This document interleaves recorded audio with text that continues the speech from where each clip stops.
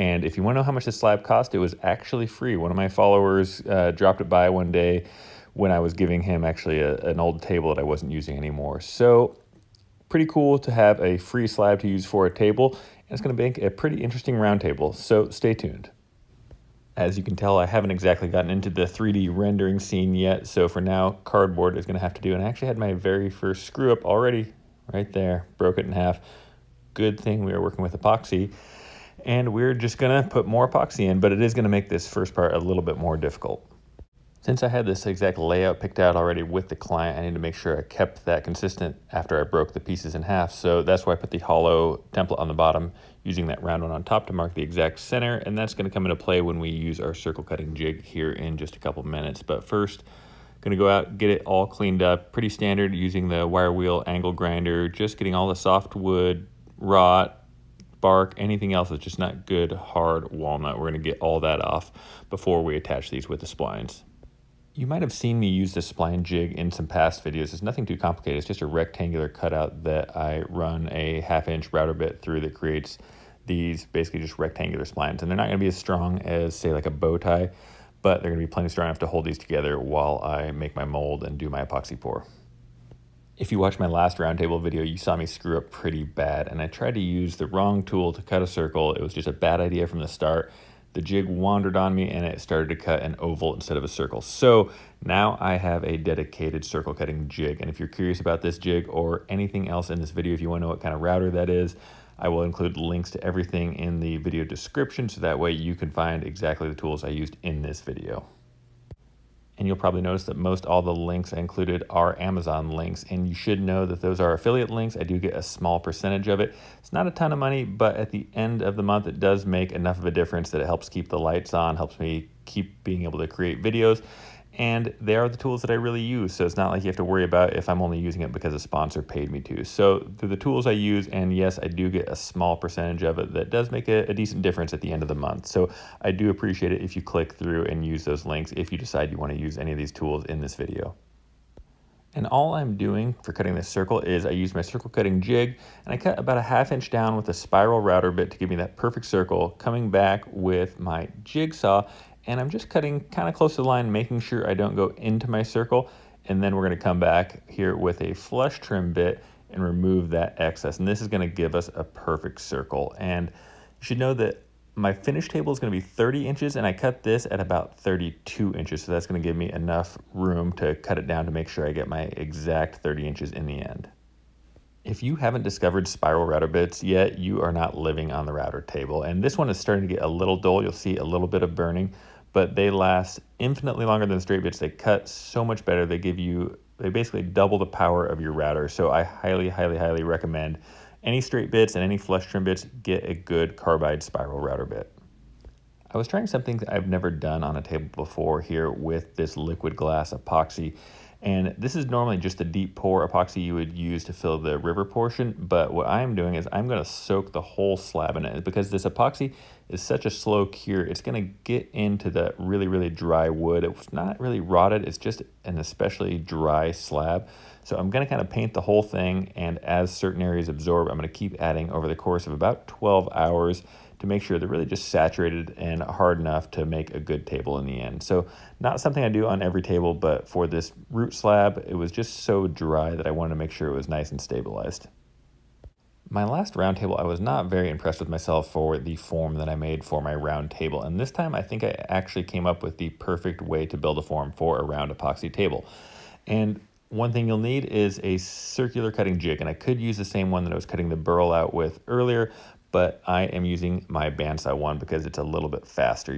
You do see that I should have clamped it down though. It's starting to tilt, which got a little dangerous. So try to be a little bit more safe than me. And all I'm doing here is basically cutting a 32-inch circle, and that's roughly the size of my walnut root slab. So once I get my circle cut, I'm going to test it out, make sure that it's a good fit for my root slab. And you can see there, it is just barely bigger than it, which is exactly what I wanted. So didn't want it to be too tight. And then I'm going to kind of go back to what I used on that first round table build. And I am going to run a beaded caulk all the way around it and use the same landscape border that I used on the first one. And this is actually from the same table. You can see it's slightly used there. The only difference is ran that caulk around, and now I'm going to throw some wood screws that I'm countersinking in there and then just screwing them in, and it's going to create a perfect watertight round table mold that's going to have really hardly any waste, which is what I had too much of on the last table. There was too much waste. So to make sure it doesn't leak, adding another seam of caulk, and then it is going to be good to go.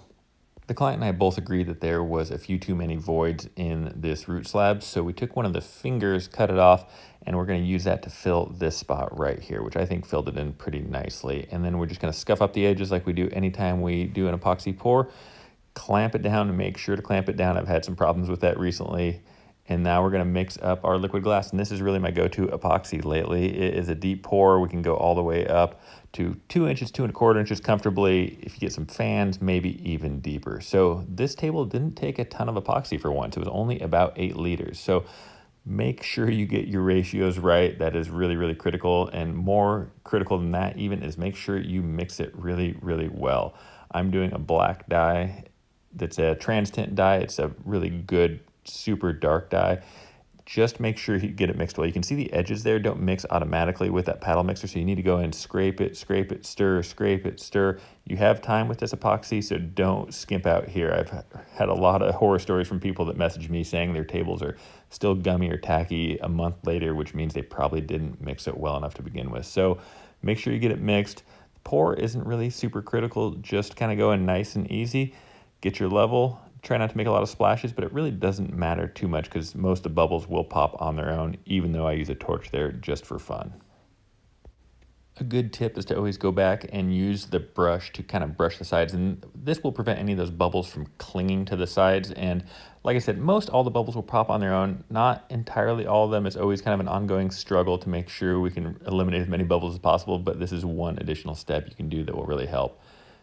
This is a 72-hour cure. I think I probably waited about a week. I like to give it a couple extra days to make sure it's reached its full hardness before I take it in to get it planed. And I was amazed at how easily this mold came off. So I did forget a couple screws, but other than that, it came off perfectly. So for once, I think I finally found the perfect round table form. I don't love using the chisel to get it started. The wood wedges are much less marring on the table, but I did have to use my old chisel just to get it started enough to get a wood wedge in, and then it came up pretty easy. And from here, I'm going to go to my favorite industrial shop in Portland, Creative Woodworking, and a couple passes and got it right down to, I think we actually went a little bit further than I was planning and went to 1 3/4 inches, but these guys saved me so much time by letting me run it through their giant planer / wide belt sander. So saves me a ton of time. Now I can go back, cut it down to its final shape that's going to be 30 inches exactly. You see there is a scale to measure right on the circle jig. I like to double check it with a tape measure there, measuring 15 inches to the inside of that 1/2 inch router bit, and that's going to give us that perfect 30-inch circle. And once we have our circle cut about 1/2 inch deep, I'm using my jigsaw, and if you're wondering what this is a Festool vacuum clamp that's allowing me to spin it like that. It's a pretty slick little tool. Going back over to my router table and my flush trim bit, which at this point was actually super dull. So I'll probably get some comments from people about the burn marks here, which I'm not proud of. It is definitely time to get this sharpened or get a new one, but it ended up being just enough to get through this last table before needing sharpened. Even though I have this hooked up to a dust collection system, it's still getting really, really messy. And I am not always the best about PPE. I'm trying to get a lot better, especially since I'm doing this for a full-time profession now.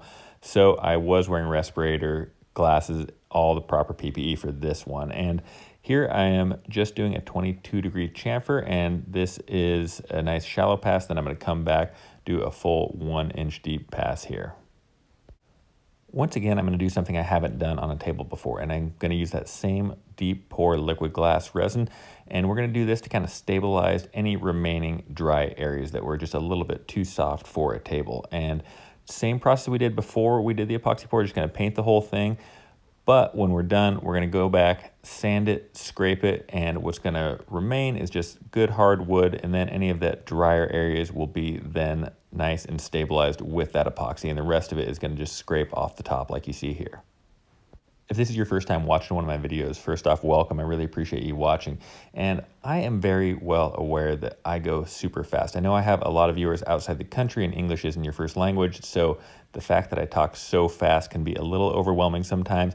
And also, there's just a lot of information to take in a short amount of time. So you should know that I am really, really good about answering every single YouTube comment. So if you guys leave a question, if you leave a comment, I will read it, I will answer it. And if you look through some of my past videos, you'll see that I answer every single comment in there. So if I'm not clear on anything, if you're a little unsure of why I did a process, or maybe you have a better idea, please feel free to leave me a question or comment down below, and I will read it and I will respond. If you do like what you see, though, if you do get something from it, if you do learn something from the comment that I reply to, the only thing I ask in return is that you just hit that little subscribe button, that bell up in the corner, because adding the subscribers, that's what enables me to keep making content, keep making videos, because I do put out a new video every single Thursday. So I would really appreciate it if you go ahead and hit that subscribe button right now. And if you go through some of my old videos, you might even see some weird things like that DIY sanding glove that I made there, which is just a Velcro glove for sanding the corners of my tables and table legs. I'm starting to realize that this was really a table of a lot of firsts, and I have never before used this Sealacell with the Osmo top coat that you're going to see me use here in just a couple minutes. But the Sealacell is a really thin penetrating finish that actually hardens, unlike say the Osmo 1101 that you've seen me use in some past videos. That doesn't really get hard. This is going to penetrate in there, stabilize any remaining soft portions of wood, and then I can add my Osmo top coat, which is going to be the coat that really adds to the look of it. This is going to be more just to kind of get in there and stabilize some of that, really dry, softer wood. Waited about 24 hours before coming back, sanding this before my first top coat of Osmo. And here I'm using the Osmo 3043. And I'm troweling it on here, and it is a little better to buff it in. And there was one problem though with this particular shot, is once I got it all in there, I put my buffer on there and it made my iPhone freak out, which right there. So you didn't get a very good shot of that, but I ended up doing several coats of the 3043. I just kept adding it until it got exactly the look I want. And there was actually quite a lot of sheen on this table when I was done, a little bit more than I normally do, but in the end I went over it with the client and this is exactly how we wanted it. And don't worry, I do not expect you to be able to get a perfect finish like this from these few glamour shots that I'm showing you here. So I do have a detailed finishing blog that includes a full video, so I'll include a link to that in the video description, and that's going to show you step-by-step how to get a perfect finish in a dusty shop. The last step that I do here is using this liquid wax cleaner and then a clean pad, and I just go in and buff it out, and that's going to usually remove any remaining kind of haze or swirls left from your previous buffing pad. I get a lot of questions of people saying that they did the same finish method and they get some swirls left. Probably means you had too much of that 3043 product on there, but that liquid wax cleaner will help even a lot of that out. The client for this table was a large man, so he needed a large man base, which is why you see it so tall. This table was about 36 inches, and it's going to be an entryway table, a table for him, I believe, to throw some keys and have some entryway gear set on it. So that base was custom built by a friend of mine, Bryson Steel at Built by Steel, and I did decide to go a step further and recess that base. And normally I like to come up with a jig, but since it was a funny triangular shape, I had to kind of come up with something off the fly, and what I did was just cut the straight lines with my track, came back and cut out the inside with this, and then the last thing I had to do was just kind of clean it up and then cut the edges with the chisel. And you want to leave enough room for wood expansion, so you don't want it to fit in there perfectly tight. And you'll see here just about right. Yeah, so that is exactly how we want it. And then we are going to add some threaded inserts. If you want some additional steps on how to attach table legs, how to recess table legs like this, last week's video, I believe it was, or maybe 2 weeks ago, I actually did a full video on how to attach table legs. So I'll include a link to that in the video description as well. One of the things I am always working on improving is becoming a better photographer, because if you can't take a good photo of your product, how is anybody going to know what you are capable of making? And I'm getting better and better as it goes, but here is the finished shot. I like to show a video so you can show that it's not doctored, that I'm not really photoshopping things before I give my nice edited photos. And these were done with a technique called light painting, not something I invented, but it worked really well for photos like this. And overall, this was one of the prettiest tables I have ever done. I am really, really thrilled with how it turned out. The base is actually not going to stay silver. He is doing his own custom powder coat, so I'm shipping it to him, and it's going to be like a black or oil rub bronze. But I am really thrilled with it. Let me know in the comments what you think of it.